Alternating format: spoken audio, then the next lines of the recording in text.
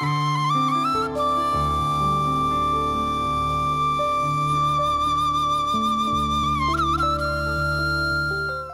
TV நேயர்களுக்கு இனிமையான காலை வணக்கம். மனித வாழ்க்கை காலத்திலே மகிழ்ச்சியாக வாழ்தல், மகிழ்ச்சியாக வாழ்வதற்கு பல பிரச்சனைகள் தடையாக இருக்கின்றன. அதுக்கு மருத்துவத்துக்கு போகிறோம். அப்போ மருத்துவத்தில் இன்று உலகளாவிய ரீதியிலே நவீன மருத்துவம் ஒரு பக்கம் வளர்ச்சி அடைகிறது, அது இயற்கையை வச்சு வளர்ச்சி அடைகிறது. இன்று பெருமளவு படிப்படியாக நேச்சுரல் சித்த மருத்துவம், ஆயுர்வேதம், இந்த மருத்துவத்துறைக்கு உலக நாடுகள், அமெரிக்கா பெற்றுமளவு நிதியை செலவழித்து ஆய்வு செய்து புதிய கண்டுபிடிப்புகள். அப்ப இந்த சித்த மருத்துவ மருந்துகளை பயன்படுத்துகின்ற பொழுது எங்களுக்கு சைட் எஃபெக்டும் இருக்காது. ஆக ஒரு நல்ல உடல்நிலை நல்ல உடல்நிலை இருந்தால் தான் நல்ல உடல்நிலை இருக்கும் என்ற வகையில இந்த சித்த மருத்துவ இலவச ஆயுர்வேத வைத்தியசாலைகள் இருக்கின்றன. நீங்க பார்த்தீங்கன்னு சொன்னால் எங்களுடைய சிங்கள சகோதரர்கள் கூடுதலாக அதை தான் கூட பயன்படுத்துவார்கள். ஆனால் நாங்கள் அப்படி இல்லை. இந்த நிலையை மாற்ற வேண்டும். அப்போ தமிழ் பிரதேசங்களில் அப்போ ஆயுர்வேத மருத்துவ முகாம்கள், நான் அடிக்கடி சொல்றது, ஆயுர்வேத மருத்துவ முகாம்களை கிராமங்கள் தோறும் விழிப்புணர்வுக்கு வைக்க வேண்டும். அப்போதான் மக்களுக்கு விழிப்புணர்வு வந்து இந்த நேச்சுரல் இதில் கன நோய்கள் தீர்க்கப்படும். அங்கே வைத்தியசாலைக்கு போக தேவையில்லை. கனசனம் போய் அங்கே யாழ்ப்பாணம் வைத்தியசாலை நிறைஞ்சு வழியுது. அப்போ நாங்கள் பிரதேச ரீதியாக ஆயுர்வேத வைத்தியசாலையில் இந்த சின்ன சின்ன நோய்களுக்கெல்லாம் மருந்து எடுத்தோம்னா சைட் எஃபெக்டும் இல்லை, ஒரு வளமான வாழ்வோம். அதற்கு ஒரு நல்ல ஒரு பெஸ்ட் ப்ராக்டிஸ் நடந்திருக்குது.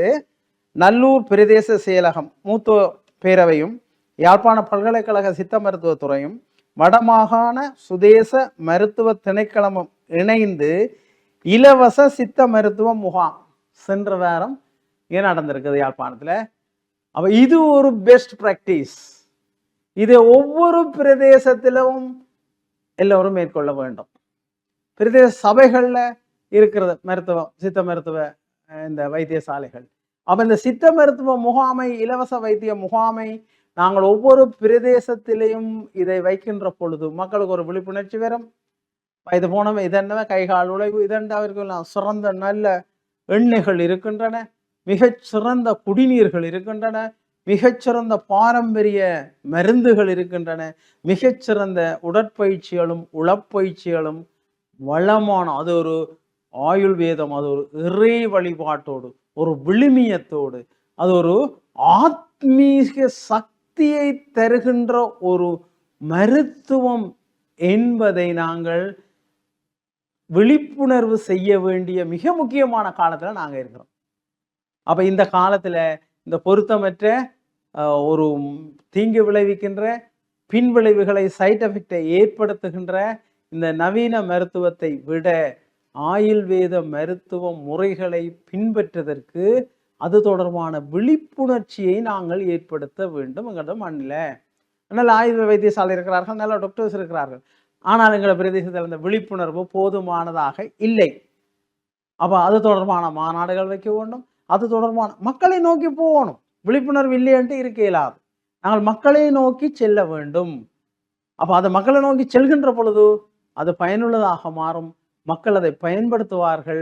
மக்களுடைய நிலைத்து நிற்கின்ற மனிதவள அபிவிருத்திக்கு இந்த ஆயுர்வேத மருத்துவ துறை ஒரு மிக பெரிய பங்கை வகிக்கலாம் என்ற எங்களுடைய மக்களில் பெரும்பாலானவர்கள், வயோதிபர்களில் பெரும்பாலானவர்கள் பல நோய்களுக்கு ஆளாகி இருக்கிறார்கள். அப்போ இதிலிருந்து நாங்கள் மீள்வதற்கு இந்த ஆயுர்வேத மருத்துவ முறையை சிறப்பாக பயன்படுத்துவோம். நன்றி, வணக்கம்.